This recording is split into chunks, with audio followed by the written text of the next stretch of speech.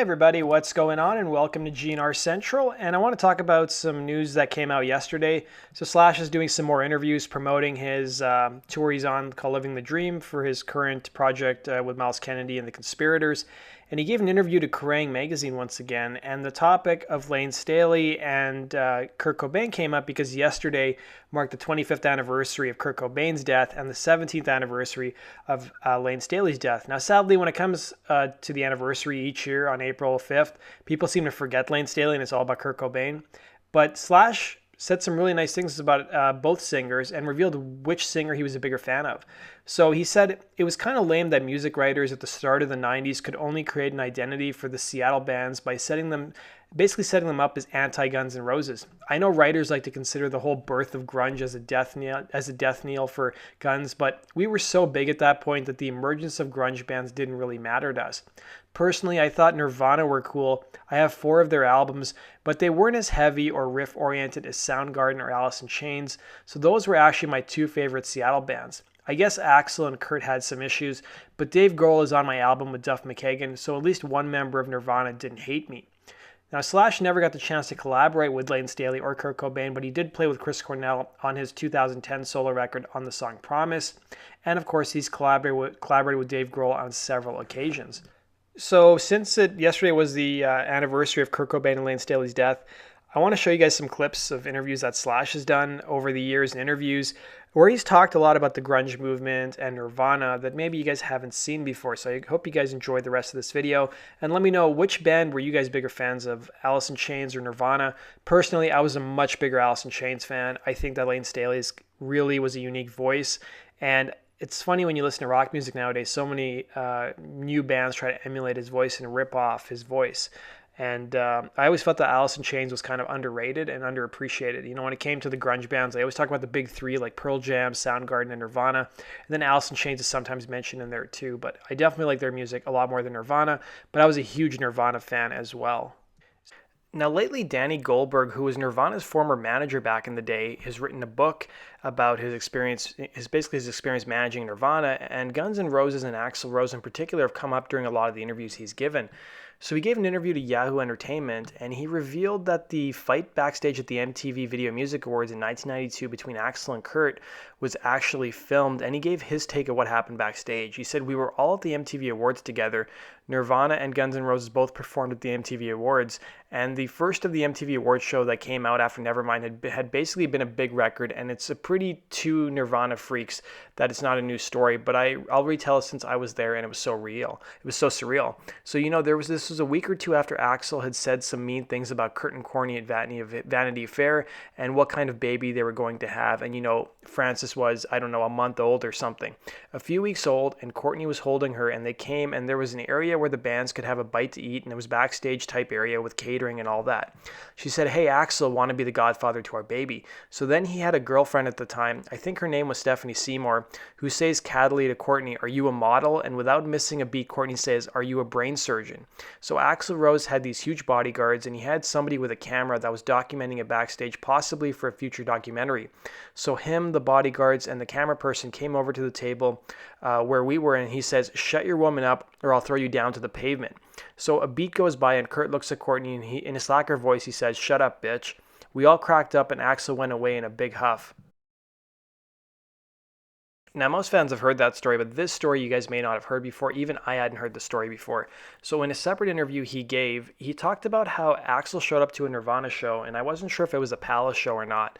And apparently Kurt didn't want to meet Axl. So according to Danny Goldberg, he said in Los Angeles, where Geffen was headquartered and much of the media was based, we wanted to make room for more people to see them, so an underplay didn't make sense. So he said on October 27th, a month after Nevermind had been released, Nirvana headlined at the Palace Theater, which had about 2,200 seats.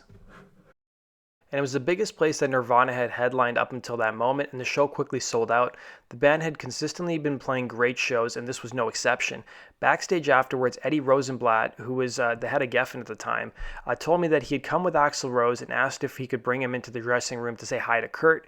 When I conveyed this request, Kurt grimaced and said he really didn't want to meet the Guns N' Roses singer. I didn't want to put Geffen's president in an untenable situation, so I suggested to Kurt that he and I leave the dressing room, and then I'd give Rosenblatt a couple of passes. That way it wouldn't be like we were excluding them, just that Kurt couldn't be found. So Kurt nodded and I walked outside delivering the passes to Rosenblatt and asked if he and Rose could wait 5 minutes for Nirvana to change clothes. Then I went back in and grabbed Kurt and we ducked out the back door. Rosenblatt never gave me shit about it afterwards, so the charade worked on some level, but I doubt it left Rose with a great taste in his mouth. So what's funny about this story is that Slash gave an interview in 2004 when he was with Velvet Revolver promoting Contraband, and he said that he was at that show. He claimed that Axl had taken him to see Nirvana at the Palace in Los Angeles, and here's what he had to say. I remember Axl took me to the Palace to see Nirvana. Did you get it? I thought the record was great. Oh, as soon as I heard and saw that the first video, Teen Spirit, I knew something was up. Yeah, it was cool. I actually got pissed off at Kurt because Axl wanted Nirvana to open for grunge. Kurt said no, we don't want to, and Axl got pissed off about that. But that's about it as far as the animosity goes. It's not deep-rooted for me. I could give a shit. Grunge was really, really popular, and it's just like, people didn't want to hear a band like a Guns N' Roses or whatever that was popular at that time.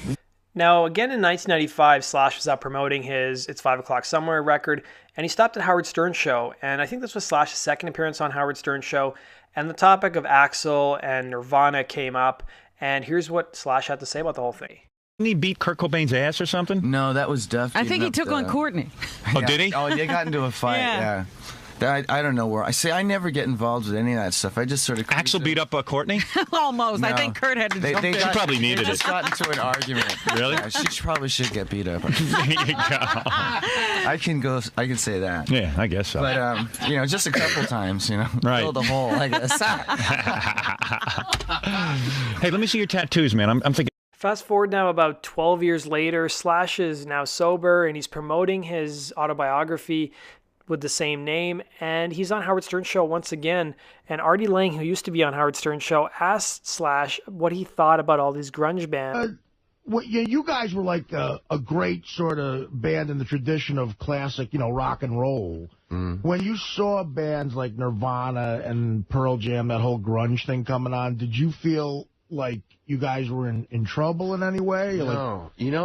I was really excited. Being that in the 80s we were one of the few sort of hands-down gritty rock and roll bands. There was so much other glam and sort of fake anthem stadium rock or whatever you want to call it going on. When grunge happened, which I still have a hard time calling it that, but in the 90s, in the early 90s, when Nirvana, Alice in Chains, Soundgarden, what's the other band? Pearl Jam. Yeah. And bands like that, those were the main ones. I thought it was great because it was like some new blood, and I was really addicted to a couple of these records. So it wasn't a turn-off to you? You liked it? What would you rather call it? Just rock and roll like anything else, it was right? Basically just an extension of what we were doing. Right. I agree.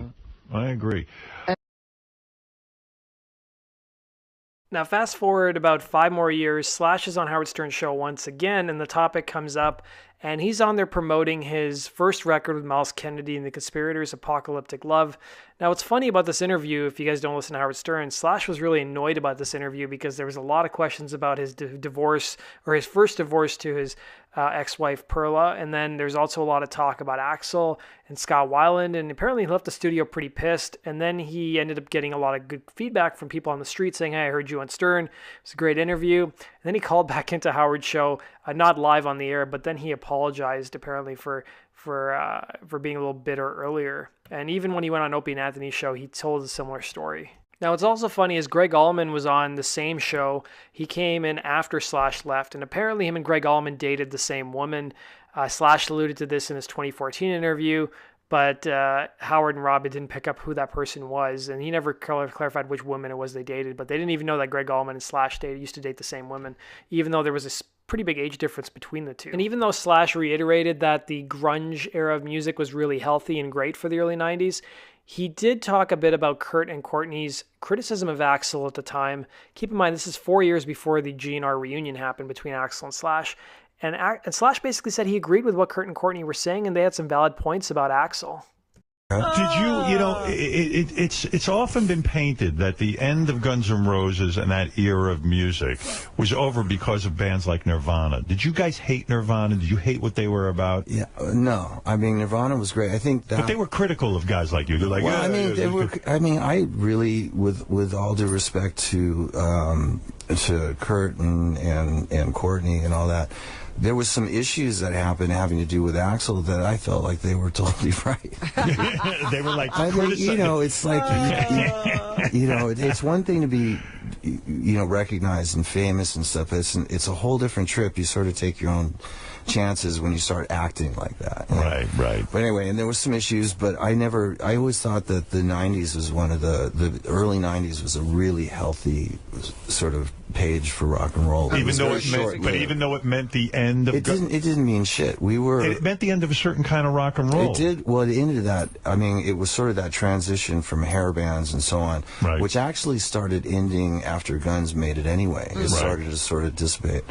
But when they came in, there was a new thing going on. But we were still playing stadiums, and if we'd stayed together, we would have just And you agreed with the criticisms that Nirvana was making about Axl. Well, I remember what was going down, and those criticisms were like, I mean, all things considered, I sort of agree. Right, yeah. But that's crazy, man. But anyway, but that was a cool period. So, but I don't think that it had.